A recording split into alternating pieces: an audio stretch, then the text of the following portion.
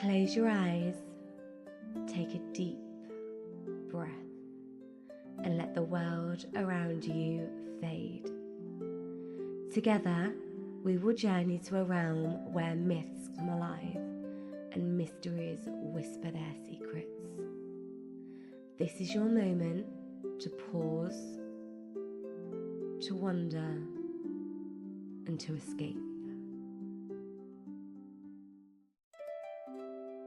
Brigid, the goddess of fire, poetry, and forge.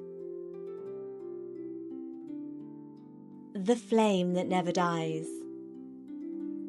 In the land of the Celts, where mist clung to the rolling hills and rivers whispered the songs of old, there was a goddess whose presence could be felt in every spark of inspiration, every ring of the blacksmith's hammer, every healing touch.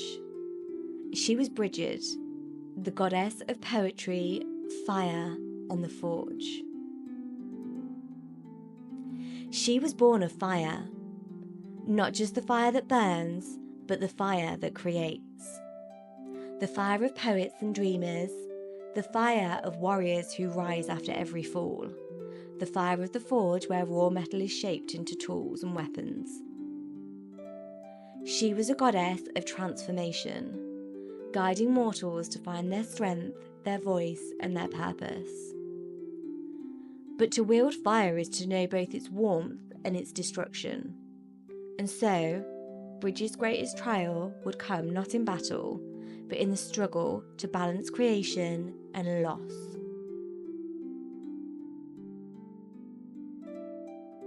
The birth of Brigid's fire. Brigid was the daughter of Dagda, the great father of the gods. And from the moment she was born, flames danced upon her brow. She did not cry as an infant. Instead, she sang, a melody so beautiful that it softened even the hardest hearts. As she grew, Brigid's gifts became clear. She could heal with a touch, inspire with a word, and shape metal with skill beyond any mortal. Blacksmiths prayed to her before they struck iron. Poets called upon her before they wove their verses, and warriors sought her blessing before battle. She was the goddess of those who created, those who fought, and those who endured. But even the brightest flame must face the darkness. The war that took Brigid's son. A great war raged between the Tuatha De Danann and the Fomorians, the monstrous foes of the gods. Brigid's people fought bravely, but war is never without cost. Among the warriors was Ruadan, Brigid's own son. Strong and proud, yet still young, he sought to prove himself in battle, to strike down a Fomorian warrior to earn his place among legends. But in his first true test, he was struck down. His life faded before his mother could reach him.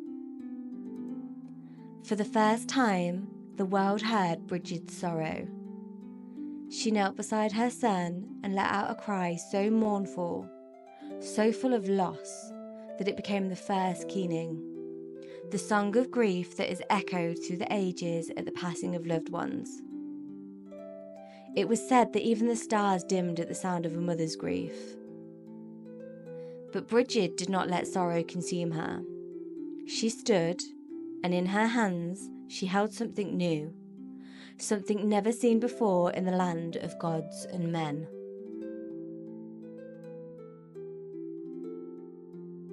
The forge of creation. Brigid took the weapons of the fallen, broken and useless, and brought them to the forge.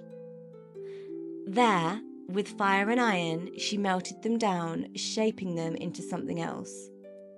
Not swords for war, but tools for healing, for building, for growing.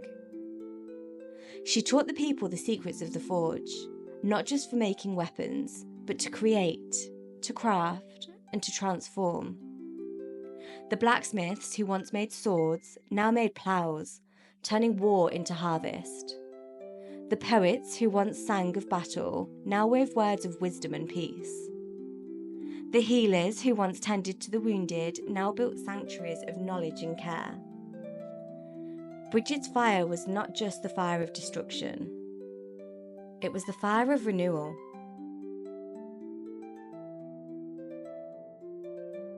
Brigid's eternal flame. From that day, a flame was lit in Brigid's honour. It burned not as a warning of war, but as a promise that even in loss, there can be creation.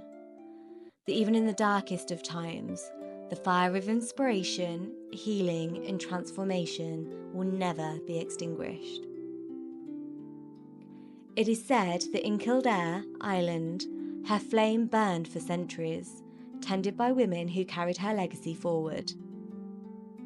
And even when the world changed and time moved on, the spirit of Brigid remained in every poet, every craftsman, every warrior who fought not just for conquest, but for something greater.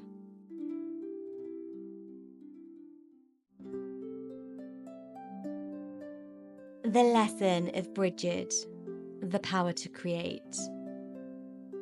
Brigid's story is not just one of fire. It is a story of resilience, of creation, of the power to transform pain into something meaningful.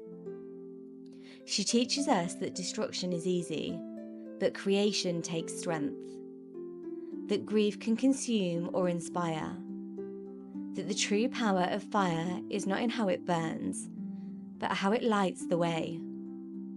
Her lesson? You will face loss. You will face hardship. But within you burns a fire that cannot be put out. Use it. Create something that lasts, and let your light guide others through the darkness. As the whispers of myth fade into the stillness, carry their magic with you into the world. Until we meet again, may your spirit wander, and may your days be filled with wonder. Thank you for listening to Whispering Myths. If you enjoyed this story and want to hear more, be sure to subscribe to Whispering Myths. That way, you won't miss out on any of the magical tales that I share. Don't forget to like this video and leave a comment. Thank you for listening, and until we meet again, may the whispers of myths guide your dreams.